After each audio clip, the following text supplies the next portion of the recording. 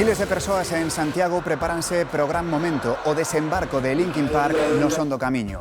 E mentres o Monte do Gozo vibra ca música, en Lugo o Ar de Lucus transforma as rúas nunha gran viaxe ao pasado romano. Dúas citas imprescindibles. Hijos de Rivera abre unha nova etapa de crecemento ca apertura da súa nova sede na Coruña. Alfonso Rueda destaca esta corporación como exemplo dunha Galicia competitiva a nivel internacional, innovadora e fiel ás raíces.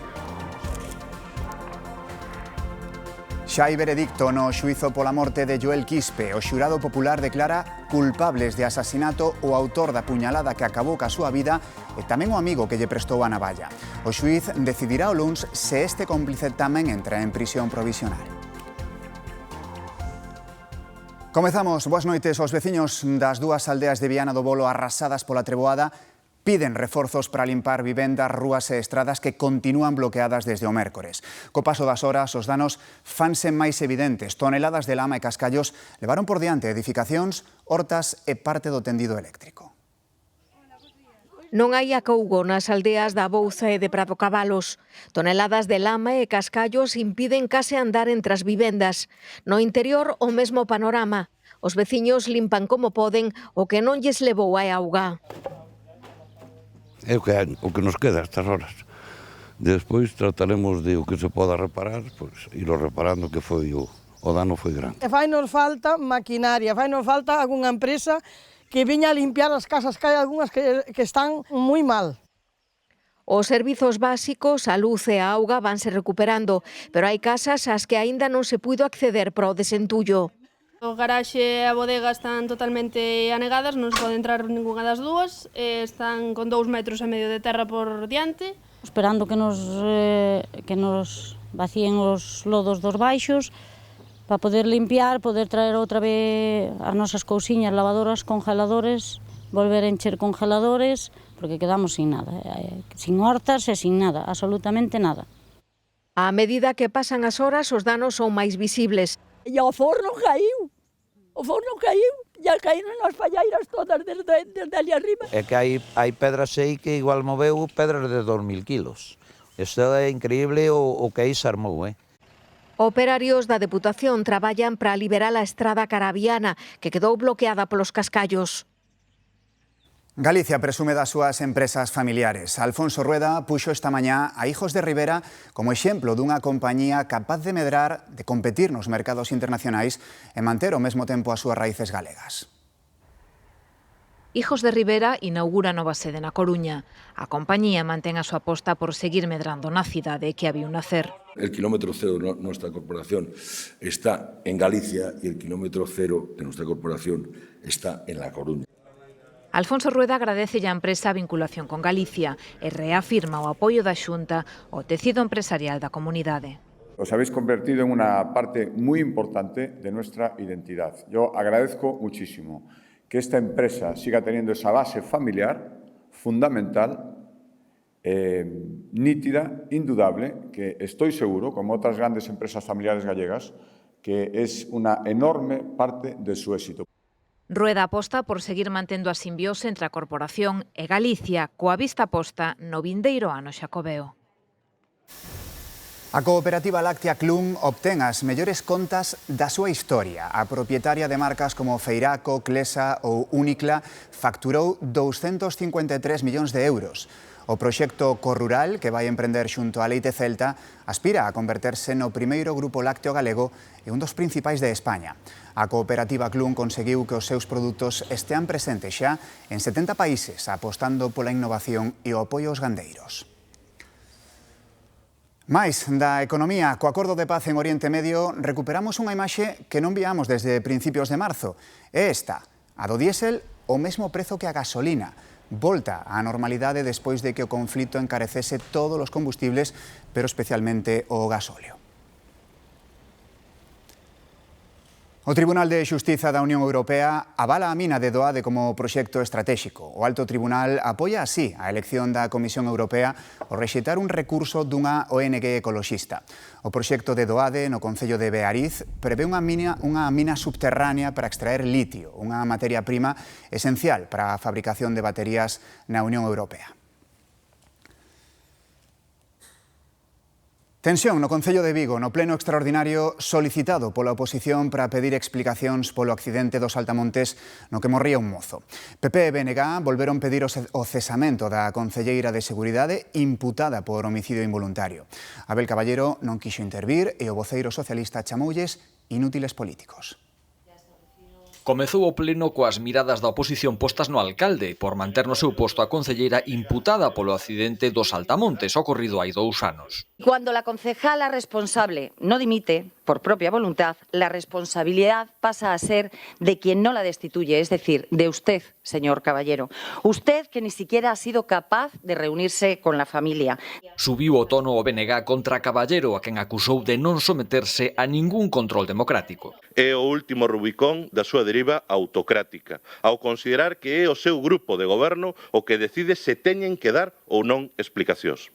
O voceiro socialista descartou a dimisión da concelleira e escolleu descualificar a oposición. Políticamente son ustedes dos inútiles y lo puedo afirmar categóricamente, pero también lo saben en sus propios partidos. O alcalde non interveu agás para anunciar a votación final, na que os votos socialistas impediron un cese que votaron só os populares. O BNG abandonara o pleno minutos antes en protesta pola falta de explicacións de Abel Caballero. O presidente do Goberno restalles importancia aos agasallos recibidos por Zapatero. O expresidente pide 10 días para poder acreditar a súa procedencia. O xuiz Calama sostén que a consultoría do seu amigo era realmente unha tapadeira para poder cobrar comisións do presunto tráfico de influencias. E agora vamos a las dichosas joyas. Non tivo sorte o xuiz Calama, Zapatero non quiso falar das xoias, pide tempo. Unha semana, 10 días, como máximo.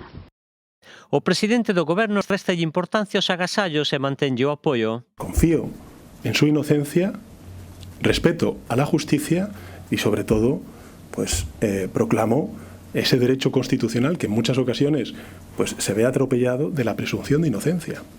Nas 3 horas de interrogatorio, acostúmbrese a que cuando yo hablo tiene que guardar silencio. Vivíronse momentos de tensión, pero sobre todo viuse a un Zapatero moi insistente en marcar distancias co rescate de Plus Ultra. Recoñeceu que cobraba uns 90.000 euros anuais de análisis relevante á empresa do seu amigo Julio Martínez.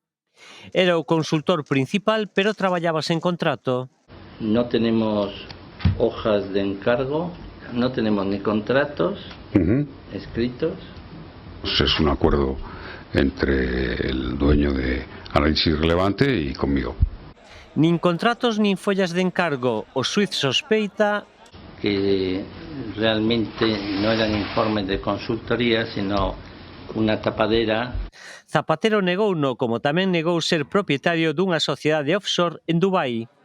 Porque jamás en mi vida he oído hablar de una sociedad offshore.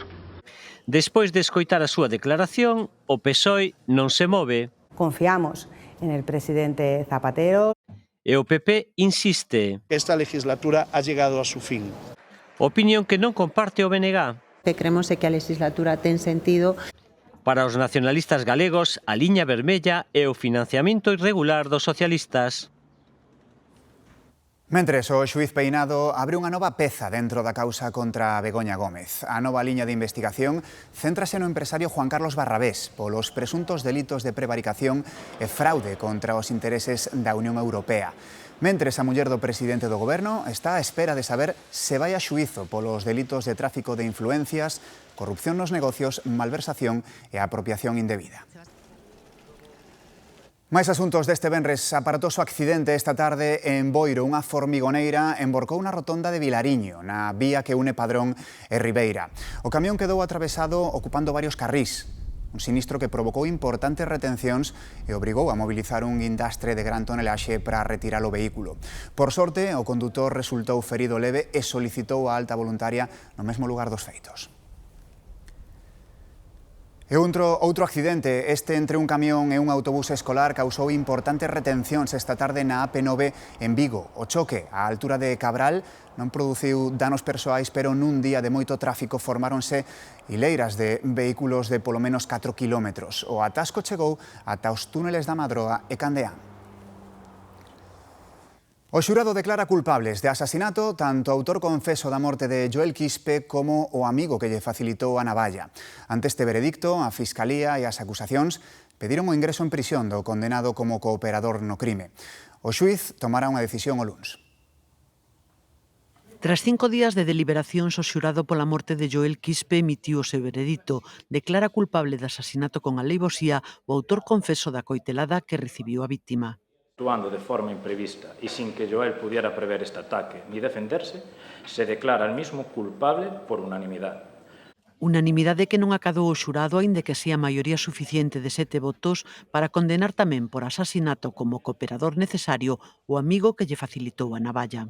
Siendo consciente de que éste la iba a utilizar para atacar a Joel, o al menos representándose su uso y su viabilidad para causar la muerte del mismo, o xurado non ve acreditado que tiveran alteradas as súas funcións por consumo de alcohol e drogas, pero salienta a desprotección da víctima precisamente pola elevada inxesta alcohólica.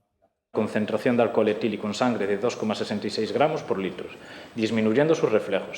O autor confeso do crime xa está en prisión preventiva. Rematada a lectura do veredicto, as acusacións, incluída a Fiscalía, pediron o ingreso no cárcere por risco de fuga do outro condenado. O xuiz decidirá o luns, cando se leven a definitivas as peticións de pena, entre 20 e 25 anos de prisión.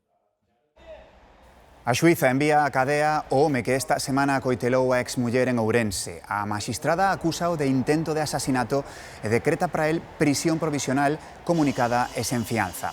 Ademais, retíralle a patria potestade dos seus 2 fillos. A agresión produciuse a primeira hora da mañá do mércores na casa da muller no barrio de San Francisco. A vítima sufriu feridas na cabeza, cortes nos brazos e unha fractura de pulso. E a Garda Civil investiga a morte dun home e da súa filla de 20 anos na localidade sevillana de Gerena. Os cadáveres estaban no interior da casa familiar. Todas as hipóteses están abertas, pero cobra forza a de que o pai matara a filla e despois se suicidara. A muller e nai das vítimas foi a que atopou os corpos no interior da vivenda. A xuíza de Vilagarcía enviou a prisión 5 dos 12 detidos esta semana na operación antidroga no Salnés. Entre eles non están os 2 irmáns da familia Charlín para os que se decretou liberdade provisional con medidas cautelares. Xa están en prisión comunicada e sen fianza 5 dos 12 detidos o pasado martes na última operación antidroga en Galicia. Entre eles está Marcelino Baloiras, un vilagarcián vello coñecido das forzas de seguridade. Maisona ten aínda o apelido Charlín. 2 sobriños do histórico patriarca do clan caeron na redada, aínda que eles non irán de momento á cadea. Son parte dos 4 para os que a xuíza de Vilagarcía decretou liberdade provisional con comparecencias mensuais, retirada do pasaporte e prohibición de sair de España. Os outros 3 arrestados quedan libres sen fianza. Os 12 están imputados nunha causa por narcotráfico e pertenza á banda criminal.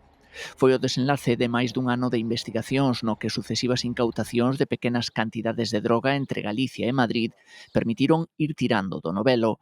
Os 92 kilos de cocaína aprendidos en Bedín o pasado maio no coche dun condutor serbio confirmaron ademais a conexión da banda galega con mafias balcánicas.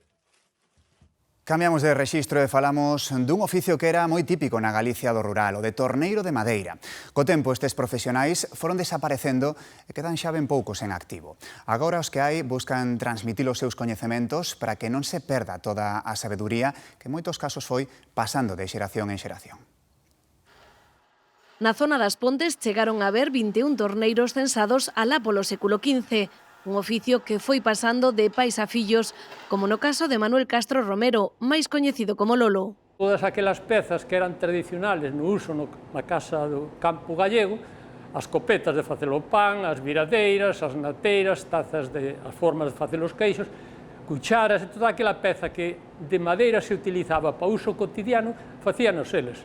Dende hai décadas perdeuse o oficio para fabricar útiles e colle forza a vertente máis artística. É o caso de Aitor Martínez, que hai apenas uns 7 anos atopou no torneado de madeira a súa vocación. Parecía que estaba aí esperándome y empecé a tornear y me explotó la cabeza y el corazón también. O sea, de eso que me sentía muy a gusto haciéndolo y muy conectado con lo que hacía, muy a gusto y dije, pues tengo que intentarlo. As súas pezas levaron ao Cadalo Premio Nacional de Artesanía.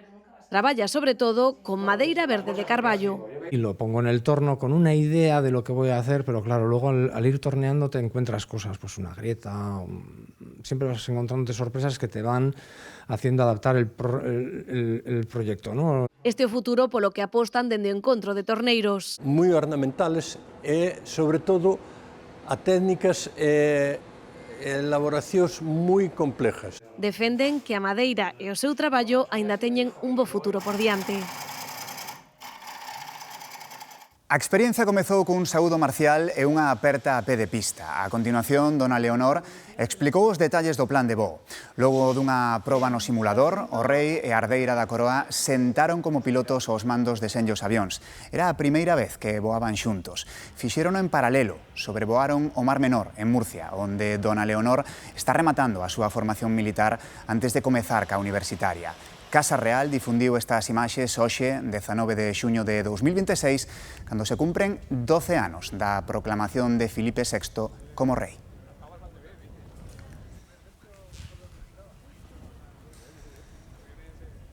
O fotógrafo Paolo Roversi protagoniza a nova exposición da Fundación Marta Ortega. A mostra Dúbidas é unha viaxe máis aló da moda que nos invita a cuestionar a realidade a través de imaxes que se ven pero tamén se senten. A través do seu uso único da luz, o artista italiano logra capturar o silencio, as texturas do baleiro e a verdade que se agocha tras cada mirada. A mostra pode verse ata o 20 de setembro. Un paseo pola cidade pode ter banda sonora propia grazas aos músicos que comparten o seu talento na vía pública. Descubrimos algúns deles nas da Coruña.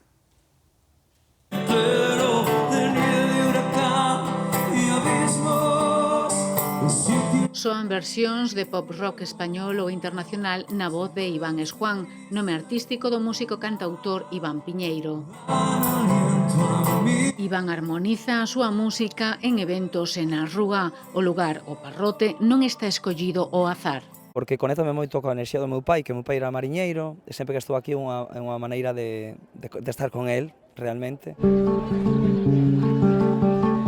A Mariña é escenario para as eufonías do outro coruñés, Iago Lobato, que interpreta versións con arranxos propios. Desde Johann Sebastian Bach, a Queen, los Beatles, Adele. Coñecido polo seu proxecto persoal como Marmotrazos, tamén comparte proxecto coa súa parella baixo o nome de Gato Azul. Paréceme sempre agradable escoitar música. A música acompaña sempre, non? É o que pensa o público, pero que lles dá a rúa a estes músicos profesionais? Pasan cousas moi bonitas na rúa. É un escenario estupendo para ensaiar. Aprendes máis no ensaio na rúa que no ensaio na casa. Cando toco en la calle, además de ganar dinero, aprendo. Entonces, bueno, pues es doblemente bueno, pero además es muy satisfactorio. E por iso seguirán levando á rúa os seus sons.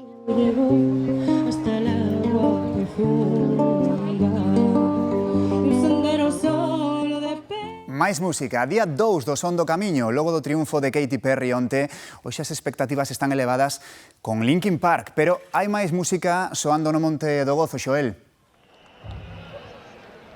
Pois acaba de comezar precisamente agora a banda escocesa de rock bicicleiro, pero xa antes podemos escoitar os grandes éxitos de outros grupos como Niña Polaka ou tamén de artistas como De Valentino, pero de seguro que moitos dos que están aquí neste Monte de Gozo desta hora están agardando xa polos estadounidenses de Linkin Park. De feito, as entradas para esta xornada levan xa esgotadas dende hai días. Ecuador xa deste Son do Camiño 2026 que se consolida como cita de referencia non só en Galicia, senón tamén en España, e polo que van a pasar nestes 3 días alrededor de 125.000 persoas para escoitar a máis de 40 artistas galegos, nacionais e tamén internacionais.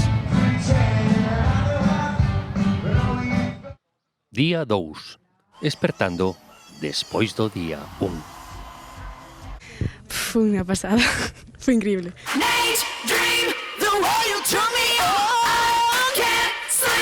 Fue una jornada dura, manteando a Katy Perry con la botella enorme. Compréndese que logo diso pola mañá tocara descanso, pero... Hay que darlo todo con Emily, que es el amor de mi vida, Emily Armstrong, de Linkin Park.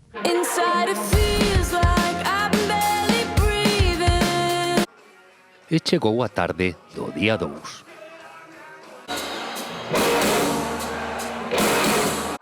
Polo escenario desfilan nesta xornada 14 grupos. Un placer estar esta noche aquí en Santiago, un placer de verdad, de corazón. Vinimos el año pasado todo y hemos repetido. Venimos desde Málaga, así que está muy guay este festival. Estupendo, todos los años me parece que mejoran. Entre os máis agardados da tarde, Niña Polaca e Sexy Zebras.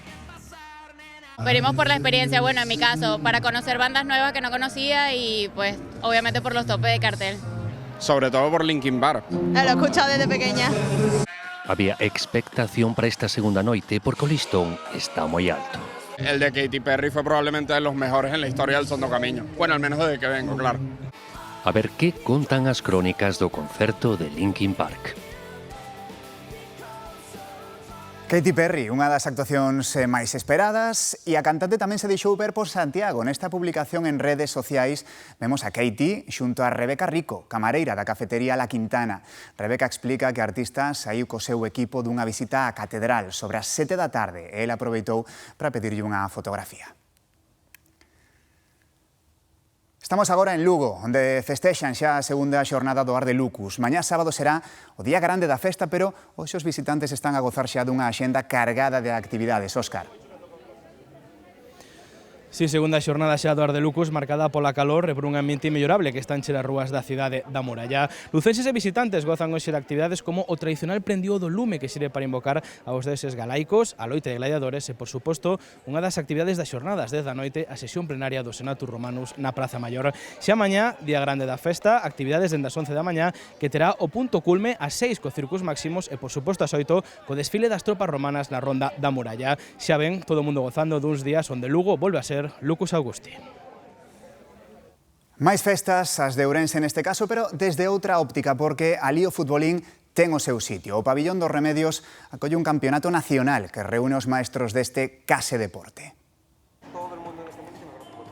O futbolín deixa atrás os bares para entrar na competición, un xogo de sempre que agora ten técnica e regras. Hoxe xógase cunha modalidade que é exclusiva daqui de Ourense, que lle chaman o tanteo, tirar desde a barra da media e na barra da dianteira pode separar, pero só disparar con un só xogador.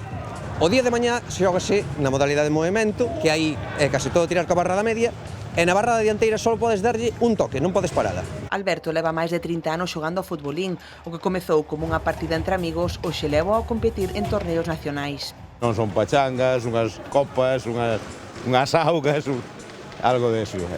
Nun pabellón pois xa hai premios, hai trofeos. Agora compite sempre co mesmo compañeiro, unha decisión que non é casual. Se compenetra un pouquiño máis porque conócense entre eles e sempre defendes mellor, atacas mellor. Cío medrou cun futbolín na casa e hoxe compite nun deporte no que anima a participar as mulleres.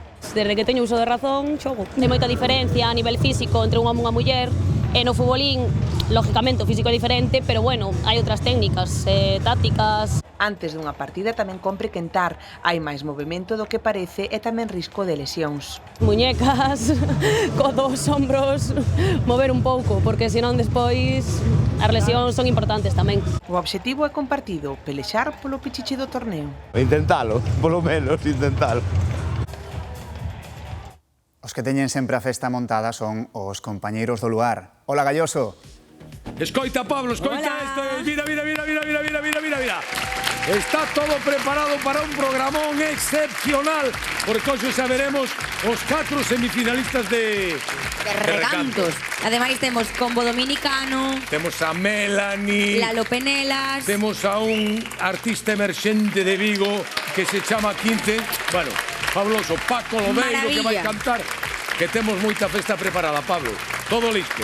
Non se movan. Que treme o Son do Camiño.